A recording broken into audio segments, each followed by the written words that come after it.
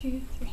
Hi, my name's Leah Mativier. I'm Amanda Woodbury. And I'm Allison Jopik. And our question is, what's up with standardized testing? testing? Standards-based education specifies precisely what students should learn, focuses the curriculum and instruction on meeting these standards, and provides consistent testing to see if the standards are achieved.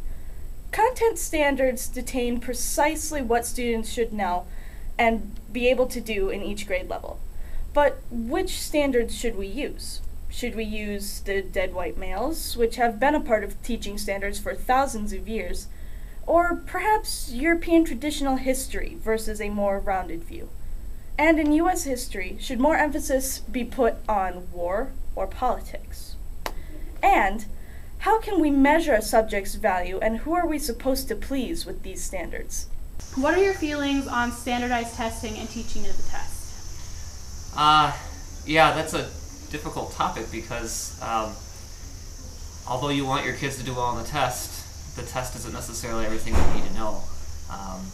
For example, I feel like that I'm preparing my kids for a test that's not going to prepare them for college.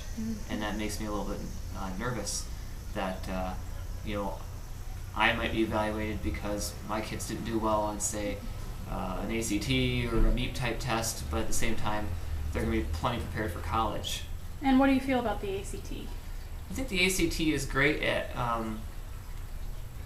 assessing whether or not students are good with critical thinking and skills that they have to be able to do for college. But it obviously does not go into the specifics of each subject. So I don't have as much of a problem with, say, like an ACT type test. However, as far as like science goes, it's difficult for me to only teach the concepts that the ACT would be assessing. I feel like I still need to go into the finer details that the students are going to need to have to be successful in, say, a chemistry class or a biology class as well.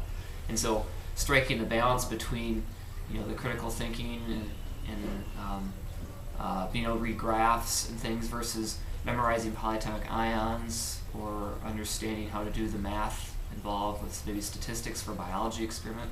That's a difficult thing to figure out. Okay. In Oregon, one of the standards for testing in the subject matter math for grade 5, students are to select and use appropriate statistical methods to analyze data. Then compare two related sets of data using measures of center, mean, medium, and mode, and also range. In Connecticut, one of their standards for testing in subject matter science for grades 9 through 12, students are to use chemical formulas and equations to obtain and communicate info about chemical changes. Although, as you can see, not all school systems teach or have the same curriculum, so are we able to effectively complete these standards effectively at all? Well, I think that sometimes it gets so serious that we are not teaching our kids, all we're doing is testing them. Do you ever feel like pressured by the standardized testing? Very much so, because if they don't score well, it's a reflection on me. And sometimes there's nothing you can really do to get the information in their heads. And standardized tests are pretty hard in there. If you can't read very well, you're sunk. So, do you feel like there are some students that just don't test well? Exactly. Or they don't care. Even though they may already know what they're talking about. Exactly. They just don't care. Yeah, that's basically it. Do you have any feelings about No Child Left Behind, or? Well, there again, they would put a lot of restrictions or a lot of pressure on teachers and schools to make sure nobody drops out. And I think a lot of kids are being passed from grade to grade back to social progression instead of what they know, because you don't want the bad mark on your school, so you're passing them even though they don't know the stuff.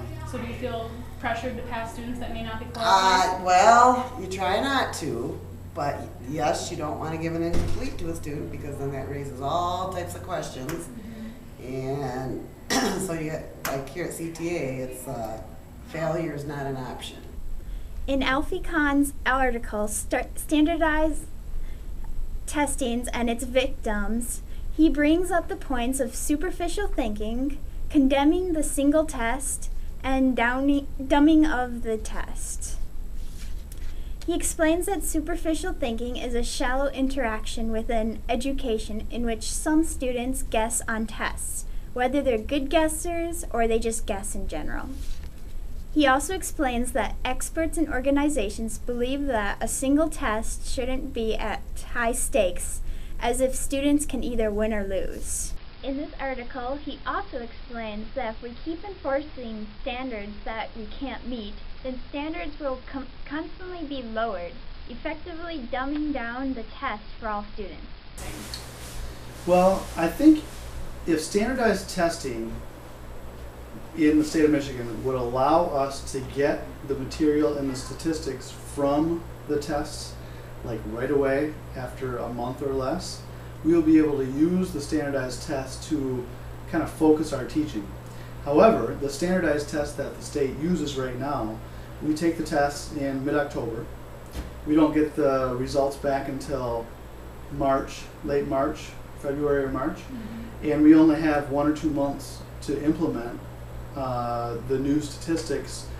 For instance, if I took the standardized tests, they found out I was deficient in math.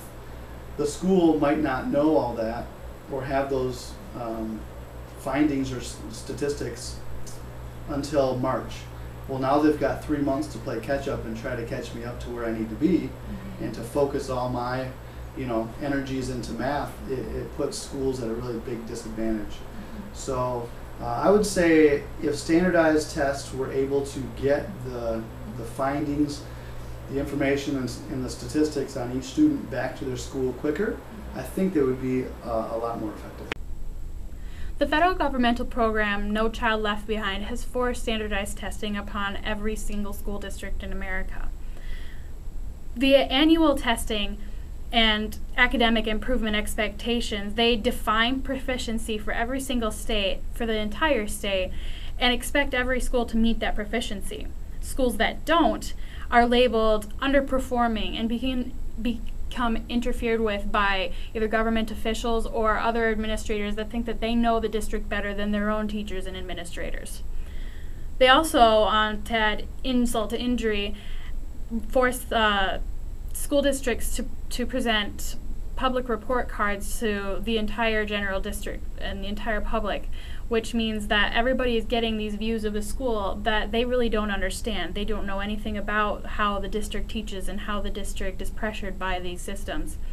So really, it just puts undue pressure on schools, and the question we should be asking is, should we test all that we teach and teach to the test, or are there values that we're missing here? Because this is their future. So one test could really eliminate a lot of options for their future, which is really unnecessary, I think. Now, what's your official title in this though? Director of Student Services. And as Director of Student Services, would you prefer something different from standardized tests as a means to teach your students? Well, I think that every student should leave with a portfolio at the end of their senior year. A portfolio from 9th through 12th grade showing their leadership, aptitude, their academic performances, and also which classes they took. They should be able to take that much like a college person would when graduating and going on to a job.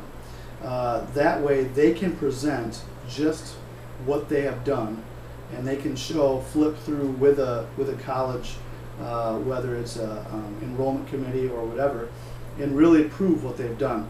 When a college receives an ACT score, maybe a letter of recommendation from a teacher or something like that, and then a college application, really the college doesn't know what they're getting.